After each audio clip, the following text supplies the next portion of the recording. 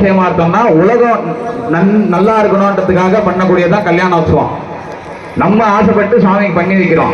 அதை வந்து சுவாமி சீக்கிரம் பண்ணிட்டு அதை வாங்கிட்டு நமக்கு அவர் கொடுக்கக்கூடியது என்னன்னா லோகக்ஷேமார்த்தம், உலகம் நல்லா இருக்கணும், சேமமா இருக்கணும்ன்றது.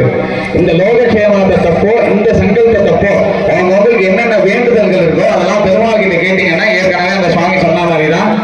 இப்போ கல்யாண உற்சவம் நீங்க எல்லாம் வந்து சேர்ந்து ஒரு இடத்துல உட்கார்ந்து நம்ம எல்லாம் ஒன்னா இருக்கிறதே பெருமாளுக்கு சந்தோஷம். அவனோட பேரு பேசும்போது என்ன சந்தோஷம். அந்த மாதிரி இருக்கும்போது எல்லாம் ஒன்னா உட்காந்து இந்த நேரத்துல தாயார்கிட்டயும் பெருமாள் கிட்டயும் நம்ம என்ன வேணுமோ கேட்டோம்னா தாயார் பெருமாள் கிட்ட ரெக்கமெண்ட் பண்ணுவாங்க. கண்டிப்பா தாயார் தான் வந்து ரெக்கமெண்ட் பண்ணோம். பெருமாள் வந்து எதுவும் பண்ண மாட்டார். பெருமாள் நம்மளை எங்க குறை சொல்லலாம்னா பார்த்து நிற்பார். அதனால பெருமாள் என்னைக்கும் நமக்கு வந்து ரட்சணை பண்ண மாட்டார். தாயார் கிட்ட போய் மகாலட்சுமி அவதான் தாய், அதுக்குதான் அவளுக்கு தாயார்னு பேரு.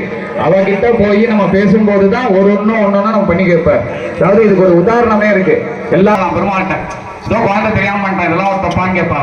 இதே அந்த நீலாதேவி இருக்காளே அவ எவ்வளவு நம்ம மேல காருண்யம்னா எவ்வளவு பாசம்னா தப்பா எனக்கு தெரியவே தெரியாது. தப்புன்னு ஒரு வார்த்தை இருக்கா. நீ இதெல்லாம் எவருக்கும் பிராயசித்தம் இல்லாம ஆயிடும்.